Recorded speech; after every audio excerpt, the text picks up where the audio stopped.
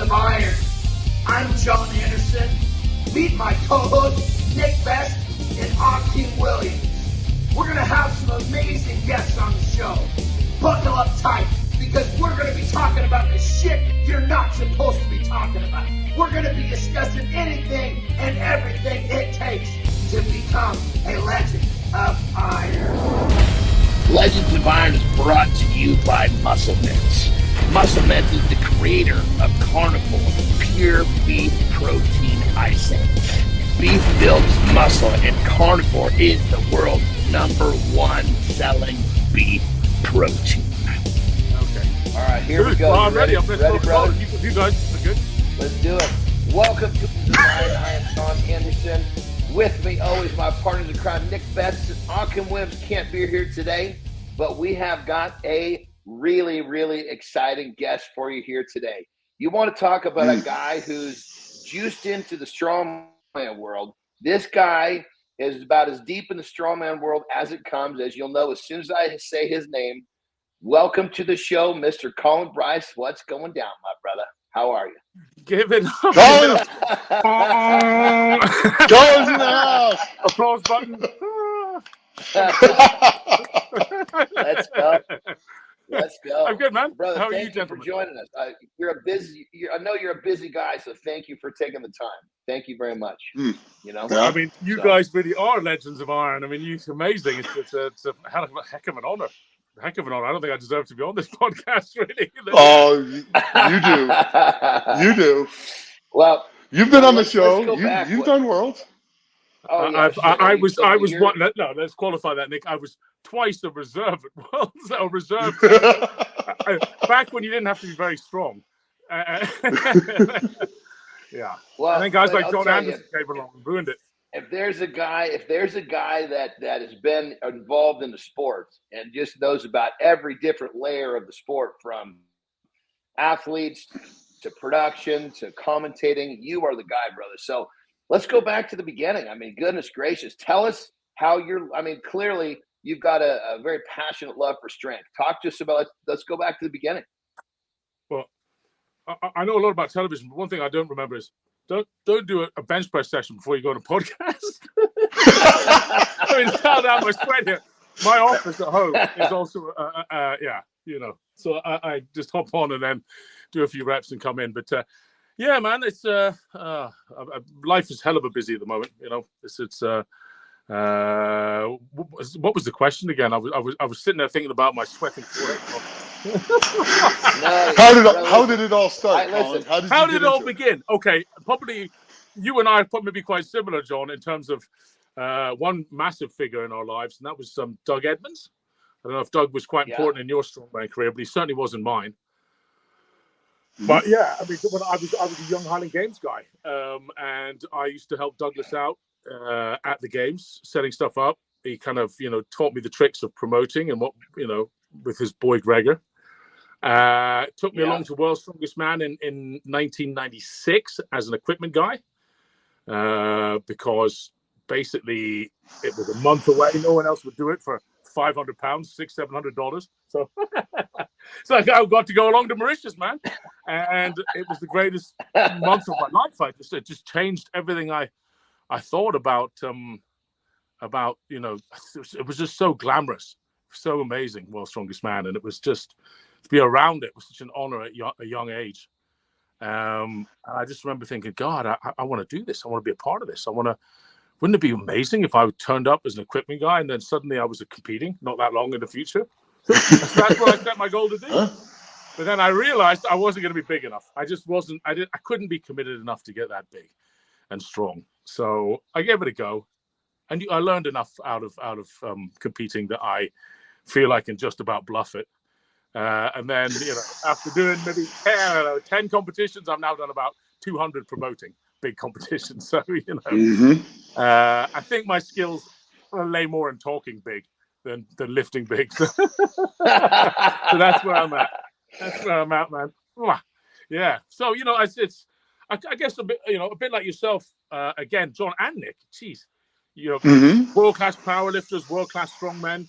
wrestling, Yeah. probably there's some athletics and some other things in there. Wrestling, as an Olympic. Bobsleigh For too. me, I went to bobsleigh. I flirted with that. I managed to do an Olympics and all that, but to me, it was almost I was treading water. I was trying to get accolades at something I was better at, but I love strongman. I love strongman. No, wait a Strongman's minute. the greatest sport, bar none, because half of it you can just make up on the day, and you can invent stuff, and you can just go for new stuff. There's no rules. It's like an uncharted, an uncharted. Here's my glasses. It's like the wild frontier. It's the wild frontier. You basically show up and do what you want to do. Yeah, it's like the wild frontier, huh, brother? Well, I've got to be careful. I think there'll be a lot of comments on this. Yeah, that Bryce, he's a total cowboy. I love those elements of how did strongman begin? Strongman began because, let's say you were my big brother, right? I say, I can beat you, John. No, you can't. Get out of here. Boom. You'd both be lifting stones, logs, whatever it was on the farm. Yeah. And tell me you haven't had that experience as a young kid. Oh, yeah. And you just looked at the bigger kid and you went, God, he's amazing. He's got to be the strongest man ever. He was like 13, with some little muscles. And then you realize one day how really strong men can get. You guys at your absolute peak, and how awe-inspiring it is when one movement, one thing. I bet you both could say, yeah, I can guarantee no man in history on that day in that event could ever have beaten me. I know you both have particular skills sets, you two.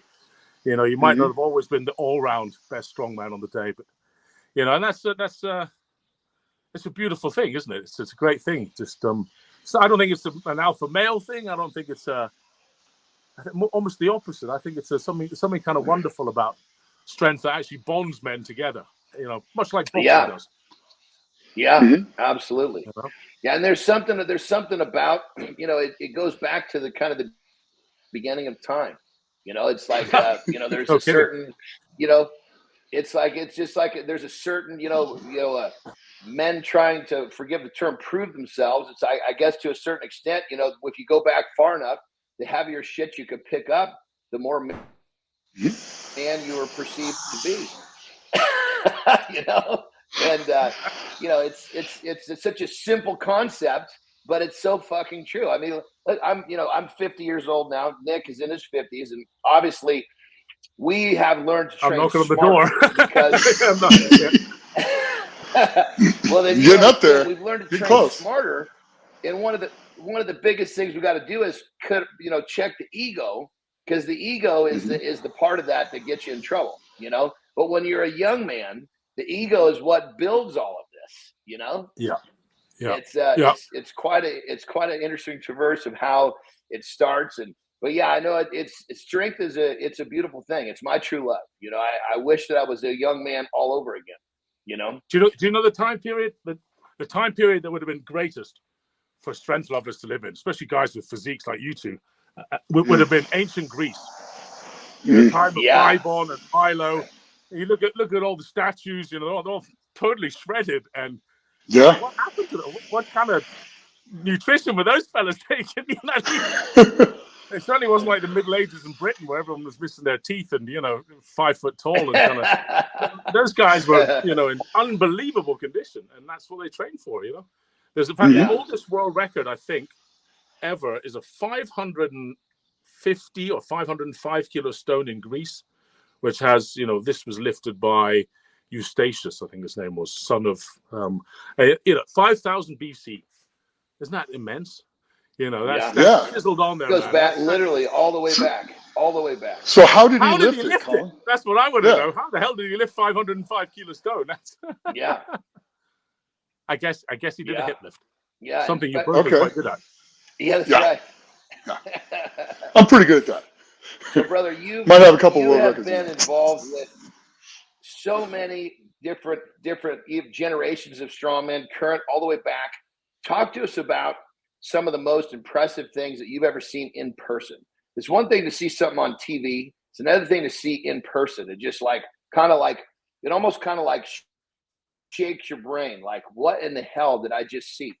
Okay. Running with whiskey barrels, 2010, South Africa, in the final. Mm-hmm. Some old man was getting his ass kicked. He was just happy to be there. And then he realized he was getting his ass kicked, and he went absolutely apeshit and ran like I've never seen a man run so fast with, what was it, 450 kilos? Yeah, it was pretty heavy. Yeah, Ridiculous something like weight. That's one of the most impressive strength feats I've ever seen, for sure. Thanks, Colin. Thank you. I would say back squatting in Canada. You know, we're on the famous Louis Cyr back squat. You know, was that? Did you win that one, John? Did you not? You know, I was. You know, that was. I'll tell you that thing just about killed everybody. I think I did win that. It was like the event. heaviest weight ever, wasn't it? Lifted. Oh my God! I mean, like half the field. That was my first really big competition. That was basically the top 10 in the world plus 2 invitees, and I was one of the invitees from winning the North year before. But half the field went to the bottom and got pinned under that thing. I mean, half the field didn't even get up. And I remember going out there, and I mean, both of my eyes, I broke the blood vessels in both my eyes. I actually somehow started to bleed out of my forehead. I remember. Slightly. Yeah. I must have cut myself shaving earlier that day. But it was the amount of pressure that we were under. It was like you ever have like one of those machines where like a leg press or something where no matter how hard you push, it's only going to move so fast. It was one of those. Even though it was so heavy, even your first rep when you exploded was no different than the last one. So it was like this brutal time under tension. That you got guys was like a rep thing, wasn't it? That was horrible. It was a horrible machine. You had to get the buzzers had to go off, I think. Oh yeah, it was. Until Rowe came along, that's one of the most impressive strongman builds I've seen, to be fair. Yeah. All that weight up on the top of it, you know. And the thing was, they had it loaded up so heavy that once you actually on your back and they took it off the hooks, you were doing this. I mean, you were moving front to back, and you know you knew you only had about 40 seconds under that type of pressure before you were out of gas, even if you were just standing still. But yeah, that was pretty nasty for sure. You know, Hugo Girard, that was his piece of equipment, and he got pinned under it. And it was his piece of equipment. That's how right. heavy Yeah, he was. Boy, I tell you, Hugo Girard on a one-day competition is a guy that people never rate because he never won worlds, and the poor guy was. Let me just adjust this. I'm slightly better. He never gets the credit because actually he was an insomniac. He couldn't sleep when he was away. And he was his power would go down. On a one-day contest, he was really difficult to beat. I'm sure you would agree, John. Oh, I don't think he ever lost in Canada. Did he? I think he was undefeated on his home soil in his whole career. Yeah. And he was also Super Series world champion twice, I think. Most of the shows against Zadrunas, Pujanovsky, all these guys. Perthshire, yourself. He was a lot of fun too. He loved to have a good time. He was always joking around, doing something to make people laugh. Yeah, he was a good dude. Hugo, huh? Comedy. I've talked to him a couple times. He's a great guy. He's fun to talk to. He was. He actually left Strongman and went into some bodybuilding. Hey, there we go, brother. Look at that, dude. I stopped the sweat. Yes, that's perfect. I got to get myself one of those plaid ones. That looks pretty sweet, brother. Shit. Thank you. That's good stuff. But Hugo actually he did some bodybuilding after he retired from Strongman. Did you hear about that, Colin? He was. I never heard. I didn't know how did you know much about it? I heard he did it, but I didn't really see or hear much about it. How did that turn out for him? What? How the bodybuilding went? Yeah. He I think he managed to take it to a reasonably high level, provincial and even national. Of course, there's variations of federations, so I'm not exactly sure what he was doing under. But he was a big block. And he was, I remember there was talk of him threatening to step on stage at the heaviest weight ever. Everyone's that one, But I saw pictures of his upper body, and he was stacked. He was looking really big. He hit his waist though a bit, but yeah. That's a tough transition, you know. Because I went from strongman to wrestling, then wrestling to bodybuilding, and going to bodybuilding. It's such a different deal. A lot of guys get stuck in the amateurs and never make it out of there. Actually, make it to the pro ranks because it's you beat your body up so bad in strongman, and for me in wrestling too, that you show up to bodybuilding and you're just this big mess of semi-healed injuries. Yeah. your waist has gotten big from lifting heavy shit for the last 20 years, you know? Yeah. And it's like all of a sudden now you're trying to you've been living in the world of all show and all go and no show. Now all of a sudden you got to turn it around. Nobody gives a shit how much you lift, how do you look. It's a really different psychology, you know? I mean, you were really bodybuilding before strongman, weren't you? No, my first ever bodybuilding contest was after strongman. I just look like a bodybuilder. Yeah, he just looks like a freak show all the time. So what were you doing then? What were you, because you came to it all quite late. What was your sport, man? What were you doing? I was just a fucking late bloomer trying to get strong enough to compete, you know? And so I just kind of stayed off the radar. And once I realized, okay, Jesus Christ, dude, you're squatting 700 for reps. It's time to go out and fucking collect some hardware, you know? And then I showed up to the strongman world and boom, there it was. You know, I've always been that. I kind of stayed off the radar. And when it was time, I just burst into the scene. You know, that was kind of my philosophy behind the whole thing. And that's what happened with wrestling too. You know, with wrestling, Christ, yeah, I left strongman to go to wrestling, and most of these guys have been wrestling for a decade trying to get a contract. I got a contract in 9 months only because of the way I look. I was a terrible fucking wrestler. What was the movie I saw you in? What was the movie you came in? It was a big movie where I was like, oh my God, that was Jon Andersen who came out in some massive arena in Mexico. What was it again? Yeah. That was a documentary. That was actually called Lucha Mexico. Check this out. In that documentary, 4 people on that movie died during the filming of that. It was nasty. Yeah. Wow. I tore my bicep in the middle of it. Here's the problem.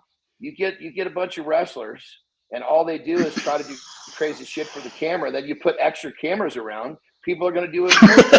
Next thing you know. You got 4 dead guys. Next thing you know. What did they die of though? Was it all like stunts and stuff? Or? To be totally honest, most of the deaths in wrestling are, if you trace it back, is drug related. You know, like without going into any names, I'll just do one of the. So and this happened to me, so I'll use myself as an example. I just didn't die from the same exact scenario. You get hurt, you go home, you get fixed, you're on medication from your doctor. Well, then you come back to wrestle. When you're getting ready to go out there, the doctor's in the locker, not your doctor, the federation doctor's walking around the locker room, and he's giving you shots, giving everybody what they need to get ready to go out there. Well, you take medicine from the federation doctor on top of your own doctor. Next thing you know, you're pretty fucked up.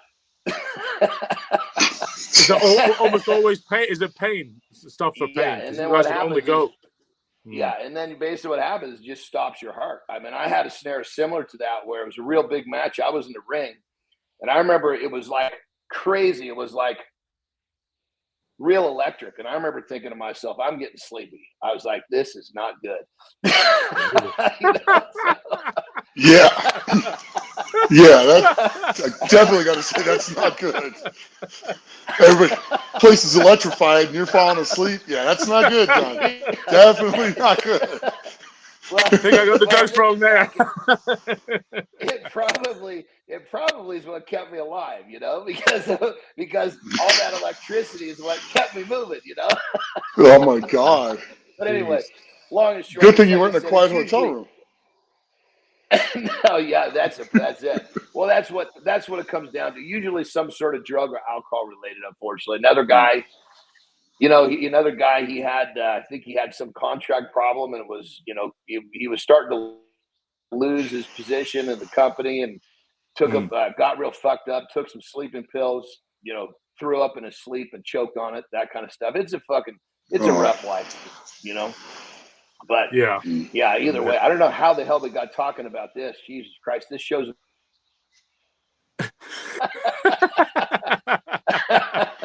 Well, Colin's got two big things coming up. I'll tell you how we got to it. Yeah. It was the greatest lifts I've ever seen. Yeah.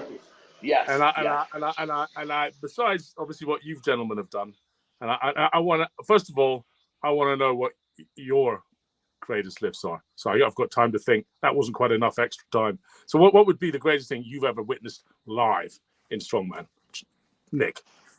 I'll flip it back on you. That's tough because I've seen a lot of really you on the spot now. Now that we turned that crazy around, stuff. I see what you're going through, Colin. That's hard. Three. I'll give you three if you want, if it's easier, maybe. Go ahead. You give me three. Go ahead. Give me a top three. That way you can be a bit lazy about. You don't have to. It's like what food you like most. Top three, like Eddie's 1,100-pound deadlift. Yeah. And being the first one, that's absolutely amazing. Yeah, that's huge. Were you there for that, Nick? Were you in person? No, I wasn't in person. Well, you're breaking the rules, brother. You're breaking the rules. Oh, okay, in person. Okay, I like that. What's the greatest strength feat? Television? It's a piece of cake in his television. Greatest strength feat ever that you've anyone and one you've seen live. How about that one? How's that? Okay. That way, it's only two. Okay, so we've changed the rules. I like it. So you're still in the game, Nick. So Eddie. Okay. Eddie's 1,100-pound deadlift. So Eddie's 11. I got to go with that one too, because I mean, there's no bigger great. I mean, he was the first. I got to go with it too, man. It was outrageous, and I was there live. Yeah. That's my live one then. Yeah, kind of my boat actually. Kind of my boat. Yeah, and a lot of votes here. That was absolutely sick. Watching Hooper at the Classic fly with that 1,100-pound yoke was super impressive. That was absolutely amazing. Yeah. And then Brian actually doing the 1,500-pound yoke like it was nothing as well. Those were lifts that were just out of control for me. And I mean, there's just so many though. I mean, when Jenkins and I were down in Australia and we were doing the rocket lift, and we tied because we ran out of weight. Yeah. 2,531 pounds. That was one of my contests. Making that rocket. Yeah. That was crazy because we beat the record by 100 kilos. You did, yeah. We didn't beat the world record. We destroyed the world record. You just worked it. Just put a hurting on it. Yeah, I mean, like some of the things I've seen Z do, like the first time some of the log pressing I've watched that guy do, he makes it so effortless. It's hard to pick just 1, 2, 3 things because, I mean, I've watched Brian do so many amazing things. I've watched Brian take a 622-pound stone when the world record was only like 5 something and just pop it right over like it was nothing. Insane. I'll tell you on that, Kiliskovsky at the Arnolds, when he lifted that, how heavy was that stone he shouldered? Oh, it's 419, I think. Like no one else, anyone else? No, it's 461. It's 461. If you don't know it, John, go look it up, man. It'll blow you away. You got to watch everyone else before. He was just throwing that thing up like like it was nothing. Nobody else could do shit with it, and he was just throwing it up there. Looked like he was throwing a fucking Wonder bag over his shoulder. It begs the question then: what is real strength? That's the question for you. Things like Brian's stone is immense because it is truly out of your comfort zone, isn't it? We all know that stone lifting is a bit goofy, isn't it? Multi-movement. Yeah. And I don't know. It's when you really see some bear just lift something and throw it. Like even Brian throwing the kettlebell, that unbelievably big kettlebell. It was about 100, 200 pounds or something. It was and they just make it look everyone else effortless. couldn't do it. Yeah. Like, how the hell do you do that? I was convinced we'd build them too big, and nope, not when you're Brian.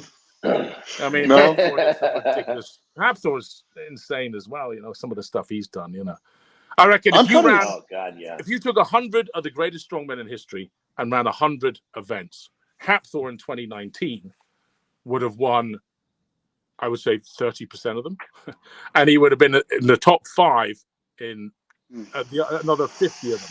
Maybe the last 20%, he was still pushing top 10. You couldn't beat him in the log press. You know, Eddie Hall didn't beat him in the log press in 2019, 2018. You know, at his strongest. You know, he gambled, okay, he gambled, but they still drew as champions. I mean, that dude was strong. Yeah. And Well, Colin, check this out. What? Let's switch gears a little bit, because you have got one of the best productions of a strongman contest that anyone's ever fucking laid their eyes on. What you've got going now with the Giants Live, just the quality of the viewership is just insane. And from the way you light it to the theater, talk to us about this, because you've taken the actual production and the viewership and the experience of somebody, a fan watching a strongman contest, to a whole new fucking planet. Talk to us about this a little bit, because what a fucking brainchild, and that is such a compliment. Thank you, man. That's certainly is probably what I guess secretly, I don't like to show too much pride, but secretly proudest of it is actually with Darren, of course, and there's so many influential people on me that have helped, you know, Darren in particular, but if we helped us, you know, turn this into something really sexy. You know, we got to get Darren. We'd love to have Darren on the show. We got to get him on the show. He'd be a great. We're yin and yang. You know, he's everything. Everything I'm bad at, he's good at, and he's good at most of it. So I can't even say I'm better at him than the other stuff. But, he's a good guy to have. But you know what? One of the pivotal moments was in 2005. We did our first Mohegan Sun near Boston, Mohegan Sun Casino. We had just broken up. The IFSA split. You know. Hi, John. You guys were off this with Dougie, my mentor, Douglas Edmonds, and I suddenly had to grow up very quickly. I wasn't just going to be an MC at Worlds or this or that or pottering around with Ulf Benson and Odd doing a kind of fun tour. I now had to go for it. You know, suddenly there was no one out there to pick up the reins and referee, pick all the events, pick the athletes. I mean, I think it's fair to say 49 of the top 50 athletes in the world went with IFSA at that point, pretty much. With just Janowski. Marius was about the only one who didn't. And then obviously there's a whole squad of guys came through. And I knew that if we just pitched people right, I didn't know how to do it at that point. We get into arenas, we could make it happen. It happened in vaudeville time. How did they do it? What was the secret? And I stewed over these things, and I watched, and we experimented, and we were kind of lucky in a way. You know, Ulf Benson was quite a risk taker. Odd had some financial backing, and I was the producer. But I remember getting in 2007, it was in the end, I think, Mohegan Sun, and I was thinking of going off and doing my own thing. I got this award-winning Canadian theatre director came and saw me, and he came to Mohegan Sun, and he watched it, and he was exceptionally camp bloke. And he was like, oh, darling, this. I said, how did you enjoy it? What do you think afterwards? He was like, it's the greatest show I've ever seen.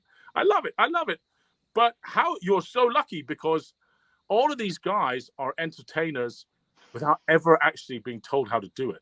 Opposite of WWE. You're just lucky, is what he said. Yeah. And I remember him saying the number one thing is that Jesse Marunde, my God, he's giving you comedy as well with Marius. They had some comedy shtick where they pretend to fight, and the crowd was laughing. And you probably know this from wrestling. It's, you guys know it the best of all, storyline. And we don't have a fake. We can't have a fake storyline. And at that time we weren't on telly enough, and there was no social media really. There wasn't none. So it was kind of creating he just explained to the theory of having a hero, a local hero, a bad guy. Yeah. If you're in America, it could be Koklayev the Russian against Poundstone the cop, and you play it hard. You know, you have Make sure you have enough events that make it flow faster, because it's too slow. It's like 5 hours at the moment. That sucks. I was bored in the end. So I was like, wow, leave them wanting more. Okay, just little thoughts like this. Leave them wanting more. Yeah. You can never have a 5-star show. And I consider it, this is where Daz and I work together. Very much nuts and bolts, Daz. I kind of see it. I always have. Though he does too. But it is an entertainment product at the end of the day. Very much so. 100%. 100%. Watching strongman lift heavy shit is entertaining. And if the show is wrapped around that, and it's the whole thing is designed for entertainment, that's what you've fucking done with your shows, brother. I mean, everything from just sitting there looking around in the fucking arena with the lights and the spotlights. It's like in a good way. It's like a Circus Olay circus, but it's it's real. That makes sense. It's like the production value is top notch, brother. Thank you. One of the other things I realized was another, just a little tip. If you're ever doing, someone else ever tries to follow in our footsteps, good luck to them. It's there's a hell of a lot more room for promoters. We need more. But if you go to the zoo or like a zoo park, and you're there driving through your car, and if you only see a lion you're going there to see the lions doing their shit live. It's like grazing ground, right? Yeah. Don't have them on stage and then off to the back behind the curtains. So one of the biggest shows I've been to was like 03. 03, I went to the Arnold's when Arnold was still the governor, and it was just watching everyone go onto the stage and then run off again. It was just grossly overstaged managed, and bodybuilding could really learn from this. I think is actually having the guys out there in a goldfish bowl became a key part. Show them the whole exoskeleton. Show them, have conversations. Floor managers pointing to this and that. They're part of a TV show. Okay, guys, let's count in 10. Clapping. Hey, we're all part of it. And it was making everybody feel a member in that audience, a member on the night, taking a vital part and having fun together and zoning in. And we're all in it together, all in the same way, same wavelength, including them. And they give back. And it does. The more they give back, the more the guys perform. The more they perform, the more. Yes. And you really don't have to script comedy or anything, Dan. It's like a positive vortex. Yeah, like that positive energy is like a positive vortex. It just goes faster and bigger and stronger. And next thing you know, you've created something that people can't really describe, but they just want more of it. They get almost delirious and drunk on. I've never felt it so palpable as when we came back for the Royal Albert Hall, July 25th, and I forgot how important it was to have people around you. I've been sitting in this office at the end of my garden for 2 years, basically. It felt like 18 months. And then suddenly, loads of people walked in mass, and this is happening, man. This is the Royal Albert. It's bloody happening. Lockdown had ended 3 days before, and then more and more people came in. I thought, no one's going to turn up. Oh my God, what's going to happen? And then I was a little socially awkward. After 18 months of lockdown, you're like, hi. Oh, I go to the fist bump. Oh no, sorry, handshake. Hi, elbow. Yeah, I think all of us were that way. And then it was just weird, man. And it was cathartic. I realized we're pack animals. Yeah, you can be like Mr. Lone Wolf off in the distance as long as you got the pack around you, having fun sometimes, appreciating who you are, or it's no fun. Yeah. And actually going out there, and this is a record I'm truly proud of. The Royal Albert Hall is a big deal in Britain. It's a hell of an arena, 150 years old. And they have a decibel meter. If you go over 120 decibels, you will get reported by the council, and the Royal Albert Hall gets a fine.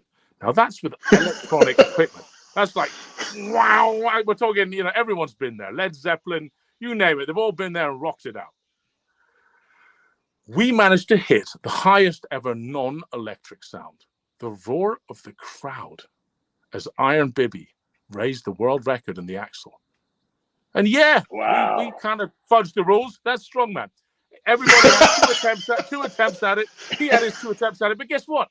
He'd already fucking won the contest. He was going for a world record. So we gave him a 3rd. Why not?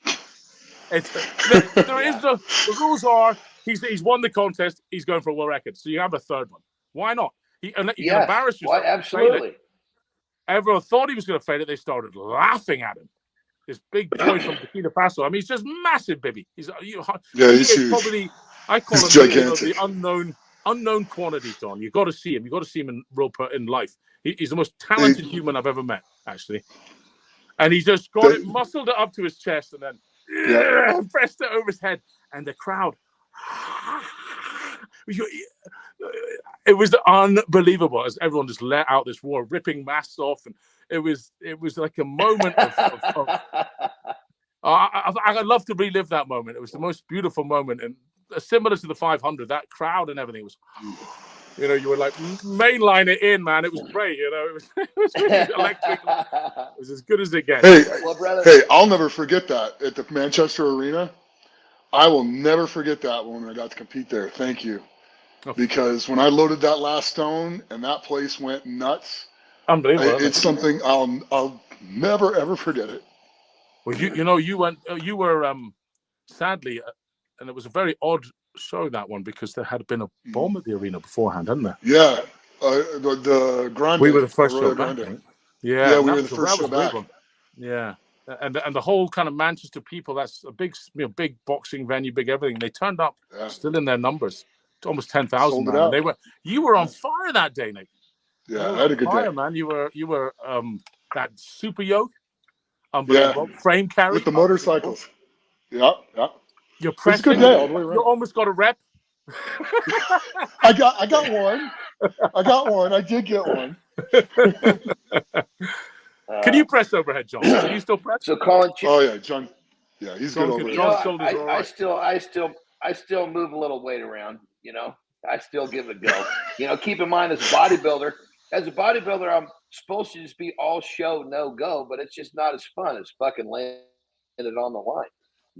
How much are you benching, man? What are you pressing overhead, and what would you bench at the moment? Funny enough is I never really benched a whole lot. When I was early on, when I was younger, I actually, when I say tore, it wasn't like I detached, but I had a few minor pec tears on both armpits. So I stopped doing regular bench press long before I came to Strongman. I was actually doing narrow to protect my pecs, which translated perfectly to overhead press because a lot of those log handles were not extremely far apart. So that narrow grip bench press actually translated well. I did narrow grip almost every, even incline presses. But so check this out, brother. Here's the question. So Strongman, obviously the production value was here. You came along and brought it all the way over. But here's the thing. You're just getting started. So tell us what the hell is coming next. Because I know you all you do is see the moon.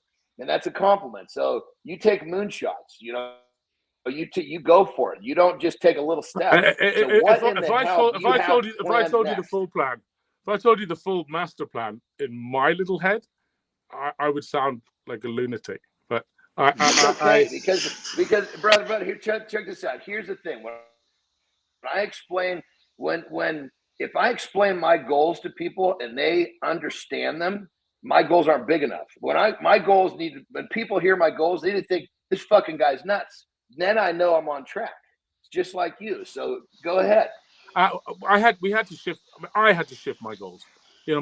For me, getting to do a show with Arnold Schwarzenegger in 2003, and that was great. Producing the shows, and then I wanted to do my own thing, and AEG were a part of it. They were shareholders, and then they pissed off, and I had to really learn it all myself, finance it myself. Until Darren came along, it's been building, and we feel we've got a momentum going now, and I think undoubtedly, I'd like to do America. I'd like to do America a lot more. I'd like to make this Nations Cup thing, which is like a Ryder Cup. I'd like to see that it's going to Britain on the 26th of November, USA versus UK. I'd like to see that going backwards and forwards because there are two nations that love strength. And I think probably USA should get the better of the UK most years. But I think it's a good battle to start, and that could be a great fun one. But then actually, we're going to take official strongman a lot more seriously as well. And I think, we're going to up the number of shows. I'd like to see 12 major internationals a year around the world, Grand Prix, working on finding more talent around the world, but that works in with the official strongman, which is CrossFit nailed it. They nailed it. Oh, excuse me if you guys are federation tied in or anything, and you've always enjoyed federations, but for me, I always saw federations as someone else's way of getting $60-$70 out of me. That's how it felt. Yeah. And what did I get for that? I don't know. Anyway, what we give you is a small membership fee, and then you get all the pay-per-views. You get to right to compete in competitions. Men, women.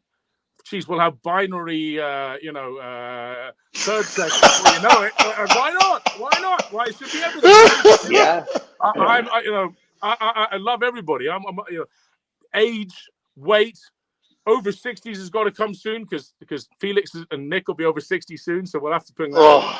I got 6 years to go, as of 2 to 3 days ago. So and that can all be done from your bedroom, lifting your weights and then getting yourself selected. And I think that will grow.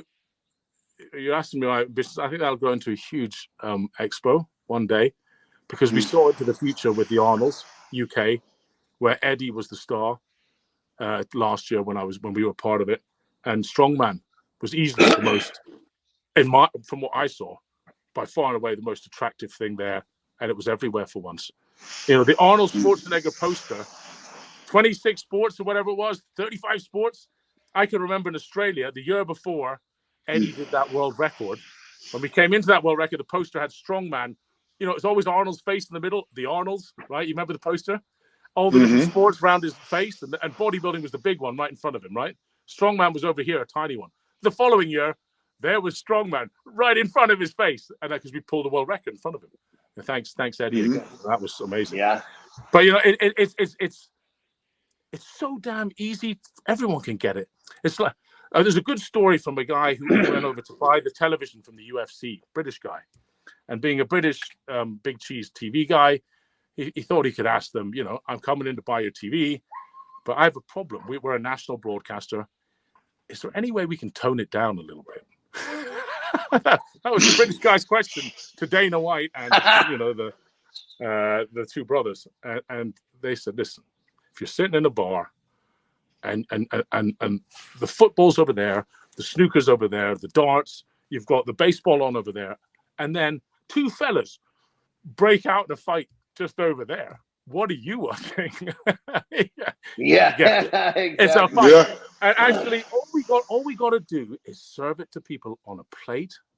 Serve it to them on a plate that is sexy, and they'll suddenly it won't seem uncool anymore. It's already not seeming uncool, and it's growing. It's getting a movement, and suddenly it's before you know it, we'll be back on. Hey, not just CBS Sport. Maybe we'll be on CBS. Maybe who knows? Just keep going up and up. And I don't see why we can't have lots of everything that the UFC has, everything that bodybuilding has or had. Just don't let yourselves pull yourselves apart. That's number one thing: is work together. Work together. Yeah. Have a common vision. Have a common vision. Try not to stab each other in the back. If there's any other promoters out there and you're joining the game, do me a favor and just give me a goddamn call, because we're awful friendly. And at worst we can pick a different date and we can help advise you.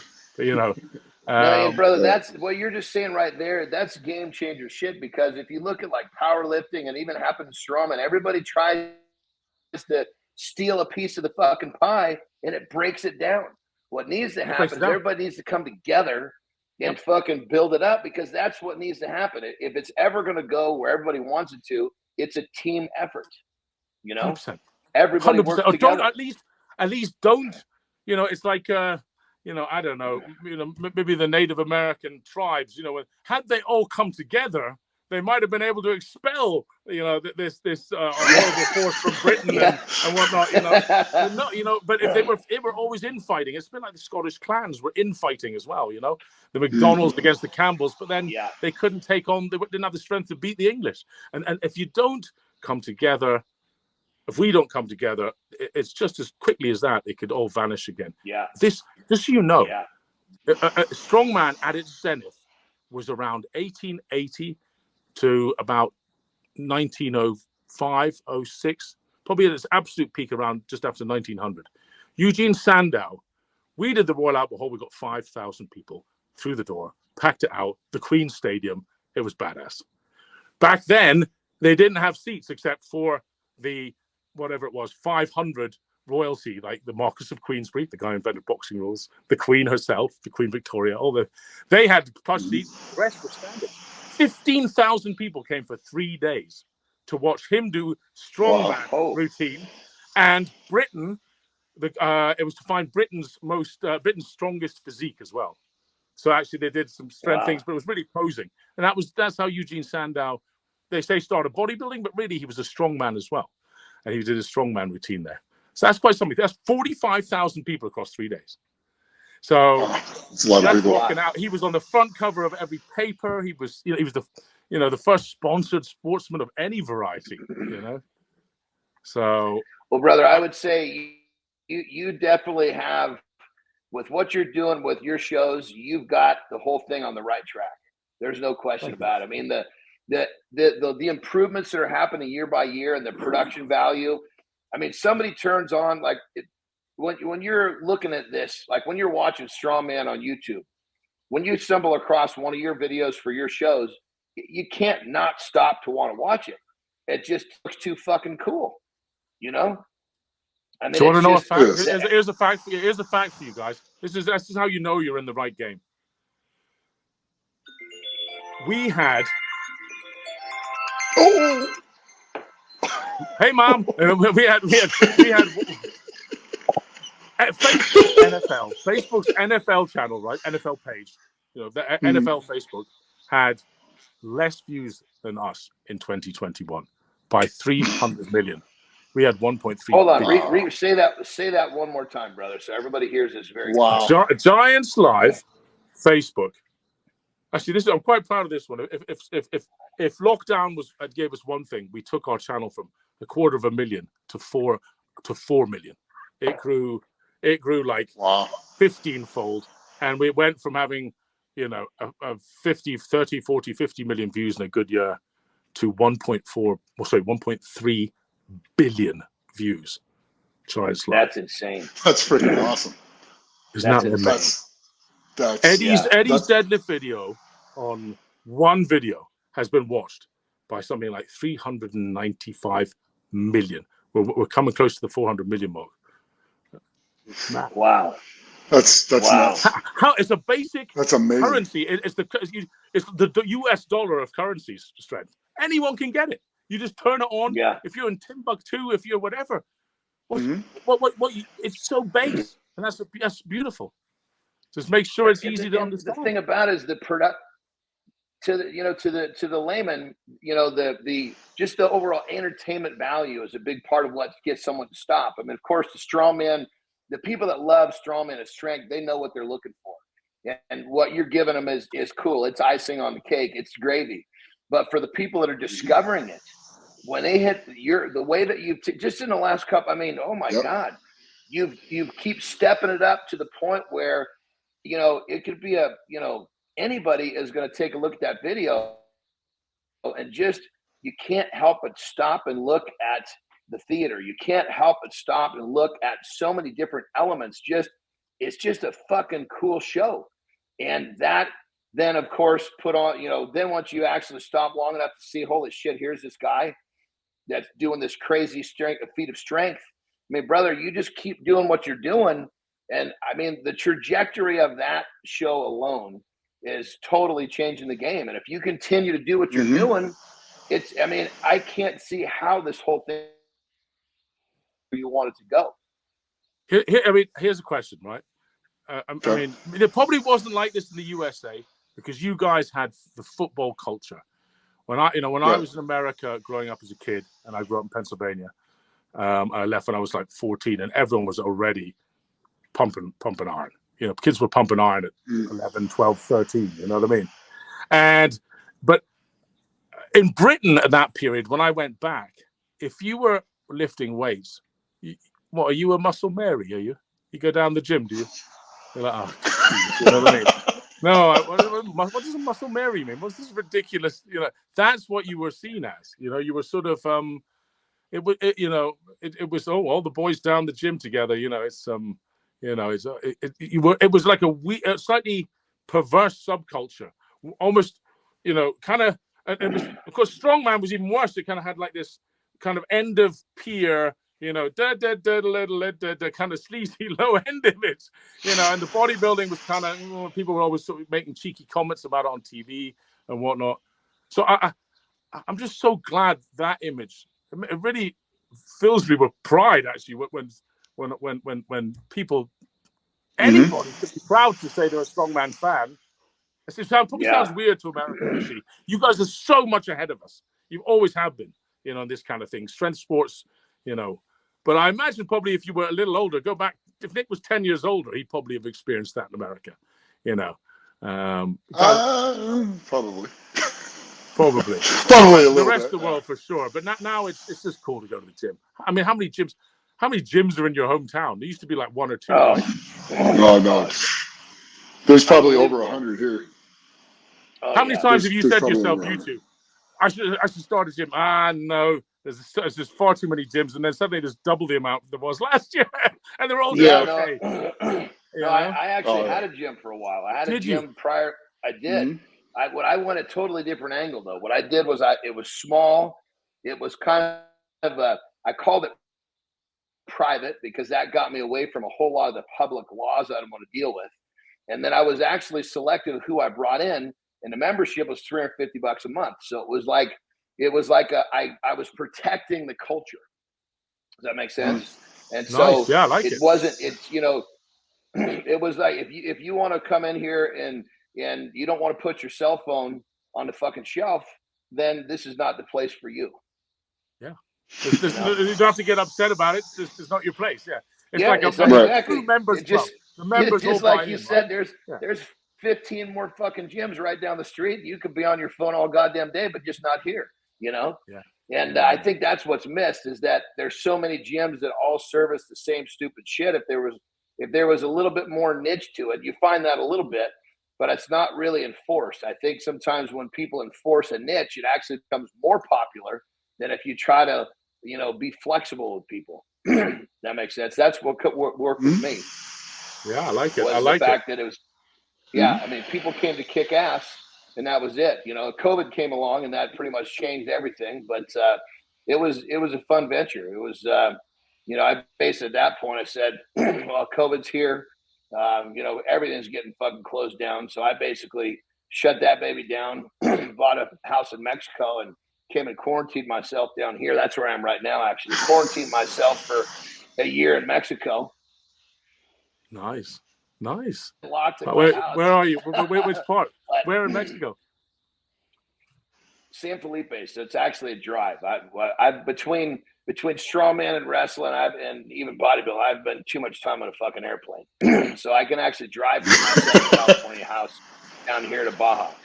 So, but either way, I totally agree with you. The whole gym thing it went from, gyms were like, you'd have like a little weight room in a fucking racquetball club, to now, that was my first experience.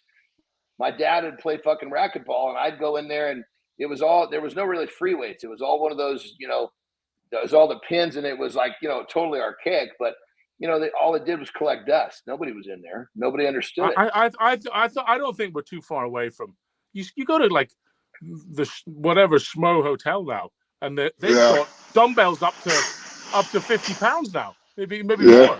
Yeah, we're not. Give it a couple more years. They'll have tires and kegs, and it's amazing. Do you guys remember the old Universal machines?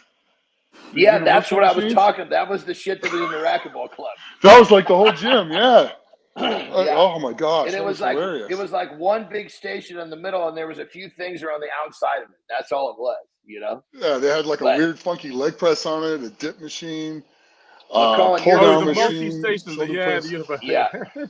But Colin, you're correct. I mean, you can go. I would say if we let's just say that if we were go to any major city, and three of us we went and stopped in at 50 gyms, I bet you half of them have some strongman based equipment. It's really getting more popular now. It might not be a tire, but you just find that they're always the strongman has become quite popular in terms train, even though they don't compete, they like to train strongman, you know? Yeah. CrossFit, Nick, I mean, CrossFit's been good. CrossFit's been very good to us, Yeah. actually. CrossFit, to be fair, 100% brought a lot I mean, of attention. they're to the kind of training. they're heading towards strongman light. You know what I mean? It's at times, Yeah. you know. Yeah. I see why Rogue are seeing that Rogue see it that as that there's strongman, there's CrossFit, and then there's everything kind of almost in between, you know, because CrossFit, geez, these guys are strong, real strong, you know, impressive, and Yeah. it's a big market, you know. Yeah. I wouldn't have mind been selling equipment during lockdown. I tell you that was a good time to sell. No shit. Equipment. Oh my God. Yeah, that was everybody wanted a home little gym. opportunity there. Yeah. I couldn't get a hold of dumbbells. I couldn't get a hold of dumbbells in Britain for about it was about a 6-week period, but you'd have to pay $300 a dumbbell to get it. You know, it was like a weird black market of dumbbells. Well, like a plate. Normally, they're paying $1 a pound. During COVID, you're paying $4 or $5 a pound for a plate. Yeah, you know, it was insane. Oh, easy. It was like straight up. You know, drug deal, cocaine. You know, it was like you could charge whatever for your dumbbells for it. You know, I gotta get me some of them 45s, man. Help me out. Deep dish, help me out. Yeah. I wanted my son to get into weightlifting. There was nothing else to do, you know. But geez, you might as well begin, you know. Yeah. He's getting big. Yeah. He's massive. Jeez, his hands are bigger than mine. He's gonna be the world's biggest Colombian. How old is he? My wife's Colombian. So maybe he'll represent Colombia in strongman. Be the first effort. There you go. How old is he now? He could just turned 13 not long ago. Yeah. Oh wow. And he's already got bigger hands than you. Yeah, you're not a small dude either. Oof. Yeah, but I kind of I too much. I need big palms and too much the fingers. You know, the fingers never developed. I'd have much bigger hands if I had more for finger. Oh, that's funny. Well, there's only so many Mark Felixes in the world, so you know. Yeah, no kidding. Hey, guess what? Hey, this is gonna do your brain. This is gonna blow your brain away, man. You know the Hercules hold. That was a. Yeah. To be fair, that was a big hit. Loads of people saw that, and that was really cool, man. And that you know that's done a lot. That alone has done a lot for strongman. And when do I get to do that? Well, you may well get a call up to the UK versus USA. You never know. Okay. We have to chat. We have to chat. There could be some injuries. Okay. All right. Fair enough. Guess how well the girls did at it. How close do you think female grips to male grips are? That's a question for two very experienced men. Ooh. Probably 75%. I would say far better than we would have ever expected. So the same weight as Mark Felix. How long do you think a woman might be able to hang on? Oof. Are we going like quantifying by percentage? Like how? Minute 10? So Felix, to give you an exact thing, Felix's record, and he, you know, there's been some truly great men who've tried it. He's done a minute 32 and point something, right? It's pretty brutal, and so you can imagine how difficult it is. Average man, good strong man, between 45 and a minute, right?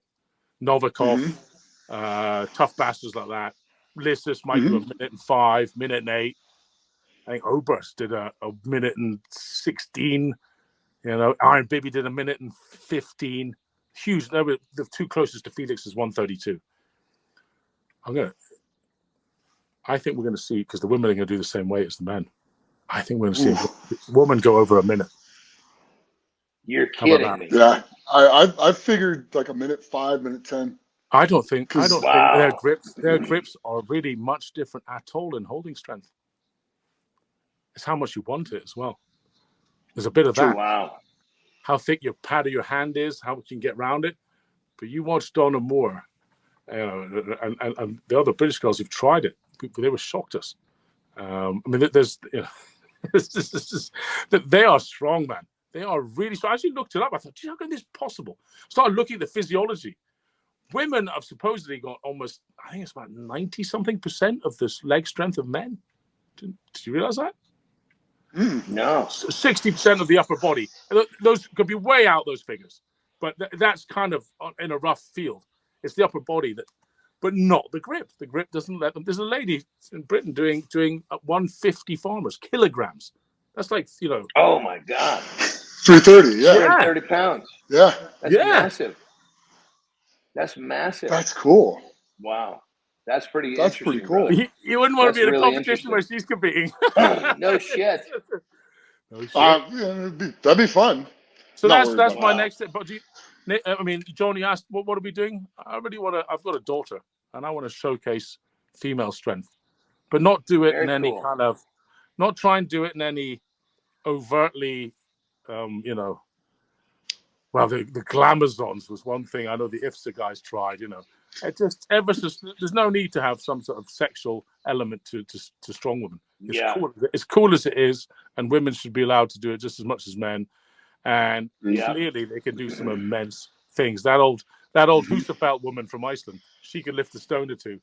So and I think it's just cool. And if they want to glam it up, they can. If they don't, they don't. It's up to them. And I think that's that's really cool, brother. Side. That's really cool. So here's a question for you, brother. You've done a whole lot of really cool stuff in the world of strongman, especially with promoting what you're doing now.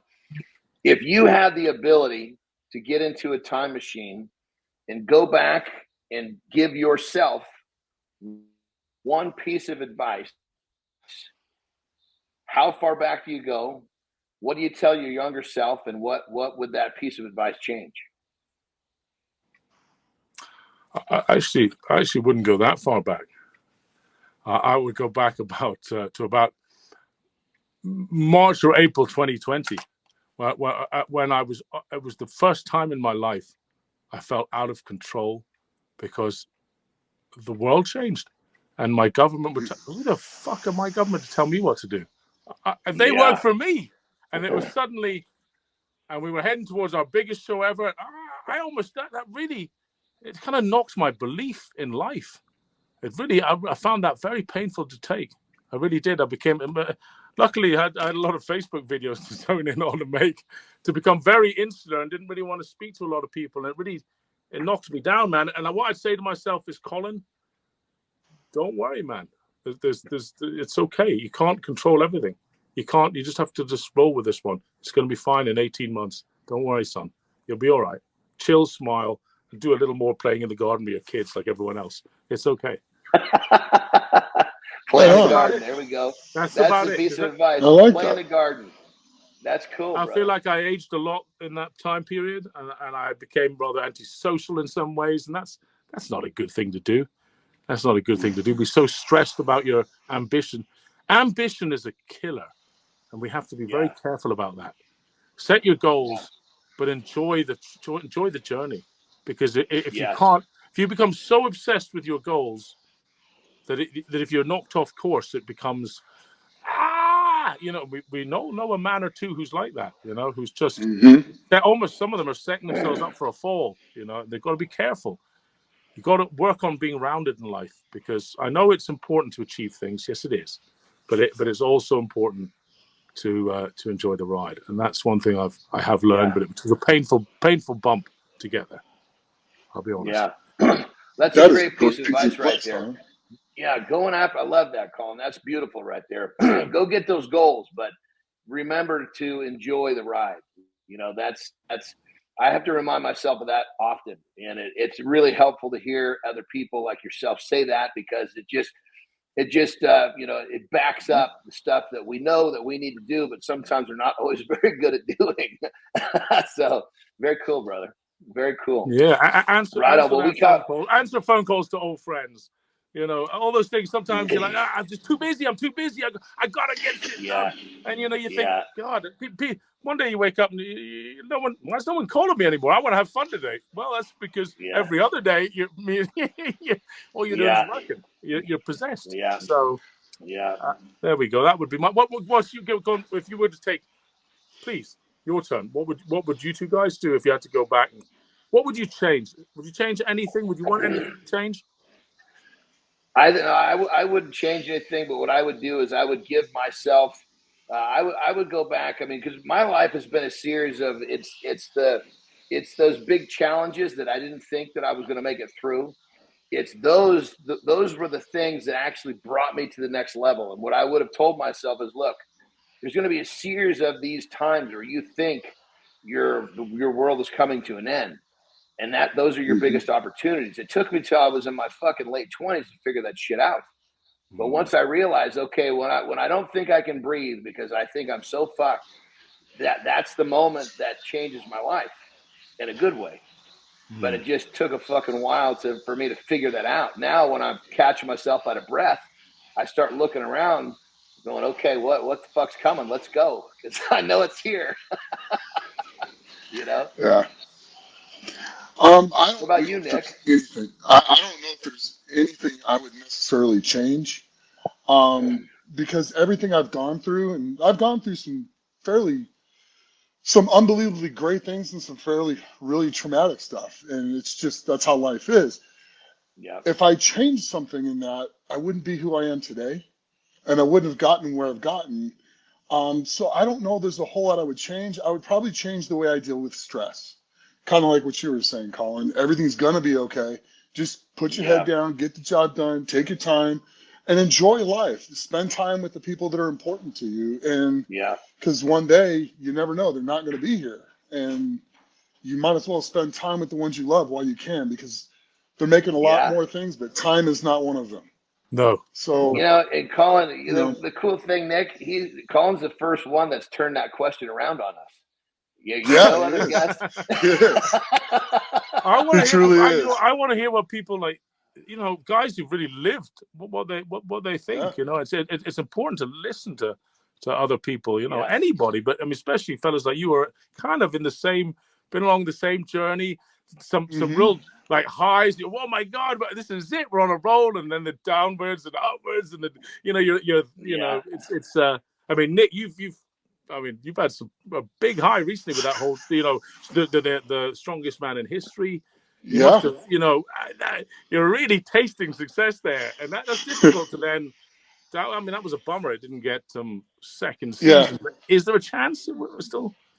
There's a chance. They called us all, but we're going to do something ourselves anyway. So we're all meeting in about 3 weeks to do a week's worth of stuff together. So. Take the bull by the horns. Take the bull by the horns. Great idea. I think that was a genius idea. I'd love to give you, if you guys are meeting, call me up, because I have loads of ideas for that show that I would have done if I was a producer. That would be totally killer. Having a mind like yours adding to the whole thing would be great for them, Colin. My opinions come free. Just call and ask. I'm happy to help. I got a brain. Things are coming out of my head all the time, so I'd love to vomit at you. Well, I'm going to see you in a week or in a few days anyway. Yes, we are. And so the funny thing is the Monday after the contest, I fly out to Colorado. So it's that quick. Well, send my love to Brian in case he's watching this. Brian. I will. I love you, man, and I want my next big thing, because I know Brian's has quite publicly been unhappy with Worlds. My next big thing is to try and get the athletes more involved in talking long before. And Brian's a great guy. Hopefully he'll join me on that one, because if you can't have the greatest of all time unhappy with this contest that gave him titles, Right. Well, I can't see him never not it is what it is. to you. Sometimes it's you are who you are. That's the way the contest is, and it's a difficult one. I know he would love to change it more, so I must. Please tell him I want to speak to him bad, in case I don't speak to him. Then. I really want to hear it from him. I want to hear from you. I want to hear from all the guys who are in it at the moment. Can't do everything, but we can try. Yeah. No, that's what it's all about. I mean, if guys feel their voices are being heard, you don't expect everything that you say. When you make out a deal, nobody's perfectly happy in a good deal anyway. But if everybody can live with what's there, you have a good deal. And at the end of the day, if you feel like your voices are being heard and you see actions come from that down the road, what more could you want? Yeah. World's Strongest Man had the highest viewing figures in over a decade. So it's gone up and up. There's some really big figures this year. Sorry, I'm such a TV guy. Oh. But that's good. It shows the health of the sport. It's a predictor for the future. Yes. It's a predictor. Well, brother, we've had you on here for a little over an hour, but I got one more question for you. So you've had such a huge impact, especially with what you're doing now with promoting. I mean, you're taking promoting to just to a whole new level. The production value, the just the viewership is just unbelievable. And ultimately you've had such a big impact on everything from athletes to fans to people that are just becoming fans. Thanks, man. So when it's all over, what is it that you want to be remembered for? Wow. A good father to my children. A man who a man who never was unemployed. Because that's one of my biggest fears ever. I used to have nightmares as a kid that I was going to be homeless begging. I don't know why. I used to have this recurrent dream day in, day out. So if it said on my tombstone, you always had a shilling in your pocket, you did okay. That would be nice. Yeah, wow. But as in something great, I don't think it's for me to say, and I don't think it's. I think if I were to pursue such a thought, in a grandiose way, that would be bad. So it has to be really my family. And do you know who I always wanted to be? It sounds weird. I always wanted to be watching the Godfather film when Don Corleone goes out and he has all his family at the start of I think it's a Godfather 1 or 2, I forget what it is. And he goes out to the barn. We lost Nick, but. And there's all his grandkids, and everybody's running around him. He's got a vineyard, he's got everything. And he has a heart attack and dies over in his vineyard or whatever. But he dies as, leaving a legacy of just everything around him. Kids are looked after, everybody's happy, everyone will remember you as a good guy. That would be nice. I don't need to be like Arnold Schwarzenegger and remembered for 10,000 years. I just want to impact some people who are very close to me and have some fun along the way. That's all that's important. Yeah. Well, that's what I tell myself now. 2 years ago, I just said, I want to be the king of Vegas. I want to, I want to lift the heaviest weights. And do this. Then I want to get longevity pills when I'm rich, and I guess I'm a changed man. I don't want to live for 1,000 years. Yeah, I'll take 100 though. That'd be nice. Yeah. How about you guys? Give me that. Pleasure having you on the show. What do you want to turn do? It around on us again. Okay. Please, no. It's only fair. Come on, it's only fair. Unless you do this every week. I love it. This is the first. You're the first guy that turns these questions around. I want to be remembered for what I'd like is that I'd like to be remembered as the guy that impacted the people around him. Anybody that came across me was impacted in a positive way. Whatever that is, however it was affected, whether it be I motivated someone or I was I talked to him, I listened to him, whatever it was. I just feel like if I could leave the trail of impacting people positively, that would. Nick? Me?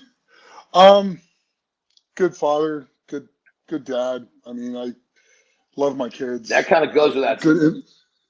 Good influence on other people, and people and just a way to show people follow your passion and don't worry about how old you are when you start.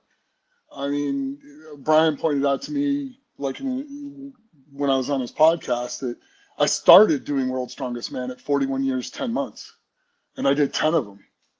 I mean, what more? Don't ever give up on your dream. And I hope people realize that they don't ever have to do that. It's just, if you want to do something, make a plan, execute it, and go do it, and enjoy your life, and be good to other people. Other than that, the rest of it's up to society. You know the way I am going to get myself remembered for 1,000 years is I bought a pallet. I bought a pallet of lifting stones, granite lifting stones recently, because I wanted to get trained to go lift some of the Scottish ones again, just for fun. Sure.